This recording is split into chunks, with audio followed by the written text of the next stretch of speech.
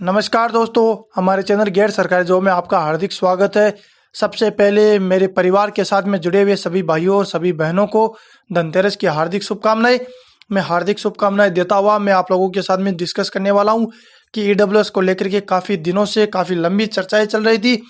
इन चर्चाओं के अंदर क्या क्या निकल करके आया है और क्या क्या इसका जो फैसला है उसके ऊपर पूरा हम लोग डिस्कस करने वाले कि किस किस राज्य के हाई कोर्ट ने सुप्रीम कोर्ट को ईडब्ल्यूएस रखने का जो प्रावधान है उसके अंदर सहयोग किया है।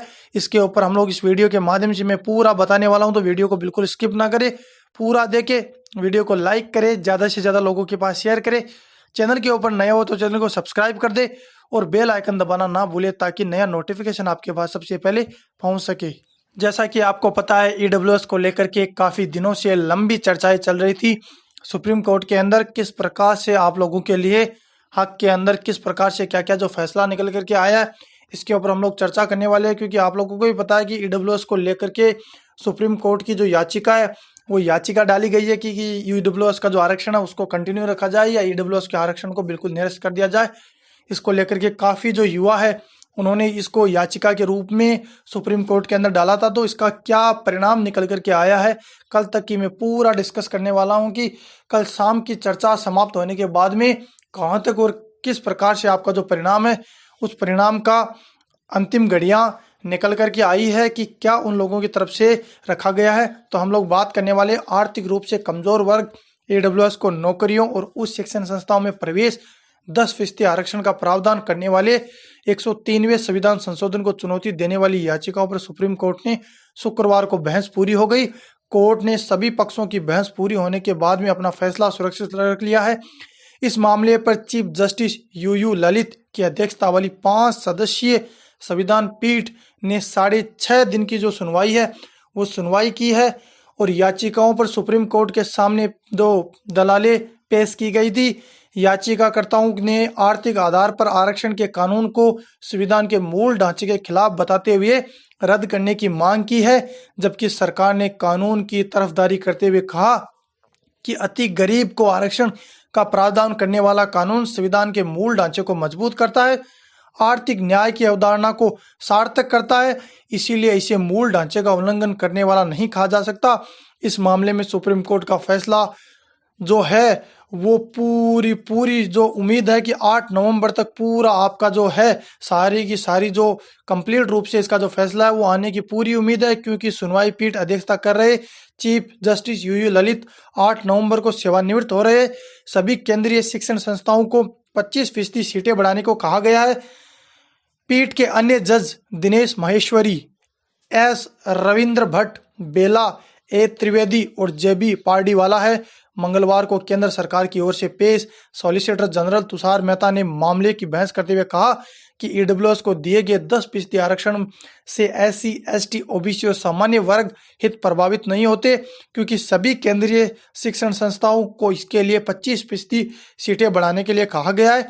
मामले पर दोनों पक्षों की ओर से करीब 20 वकीलों की बहस की गई और उसी के साथ में केंद्र सरकार की ओर से अटॉर्नी जनरल के वेणुगोपाल व सॉलिसिटर जनरल तुषार मेहता ने बहस की।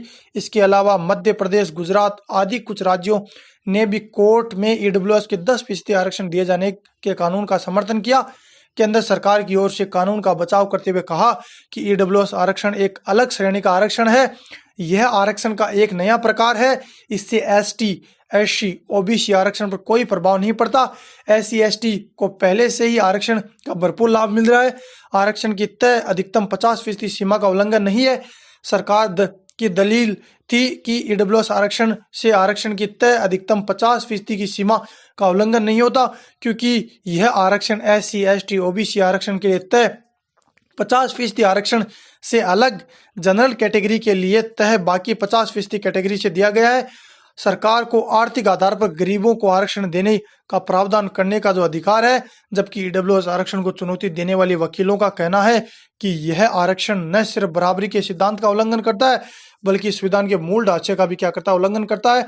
आरक्षण का विरोध करने वाले वकीलों का कहना है कि गरीबों को दिए जाने वाले 10% आरक्षण से एससी, एसटी, ओबीसी के गरीबों को बाहर रखा जाना भेदभाव है। यह दलील थी कि संविधान के मुताबिक आरक्षण का आधार सामाजिक और शैक्षणिक पिछड़ापन हो सकता है, न कि आर्थिक। सुप्रीम कोर्ट से शुरुआत से ही विचार के लिए संवैधानिक सवाल तय किए गए थे। सुप्रीम कोर्ट विचार करेगा कि ईडब्ल्यूएस आरक्षण को संविधान के मूल ढांचे का उल्लंघन नहीं करता। इस आरक्षण से एससी, एसटी और ओबीसी को बाहर रखे जाने वाले मूल ढांचे का उल्लंघन तो नहीं होता। इसी के साथ में सुप्रीम कोर्ट ने इसी को आपको याचिकाओं को लंबा खींचते हुए उन्होंने बोला कि ओबीसी, एससी और एसटी जिनके जो युवा है, जितने जो बेरोजगार लोग हैं, उनको इसके अंदर ना लेकर के उनके साथ में कोई उल्लंघन नहीं हो रहा है, क्योंकि आप लोगों को भी पता है कि जो ओबीसी और एससी और एसटी है, उन लोगों को तो ऑलरेडी पहले से आरक्षण मिला हुआ है और वो उस आरक्षण का 50% आरक्षण का भरपूर लाभ ले रहे हैं। लेकिन जो सुप्रीम कोर्ट है, उस सुप्रीम कोर्ट का फैसला 9 तारीख से पहले आने की पूरी संभावना है, क्योंकि 9 तारीख को हमारी जो चीफ जस्टिस है, जिनकी अगुवाई में ये सारा काम चल रहा है, उनकी जो सेवानिवृत्ति हो रही है, यानी वो रिटायरमेंट ले रहे हैं, तो उस रिटायरमेंट से पहले इसका पूरा फैसला आप लोगों के लिए सुना करके जाएंगे कि किस प्रकार से ईडब्ल्यूएस को क्या रखना है या ईडब्ल्यूएस के साथ में किसी प्रकार की कोई भी छेड़छाड़ करनी है।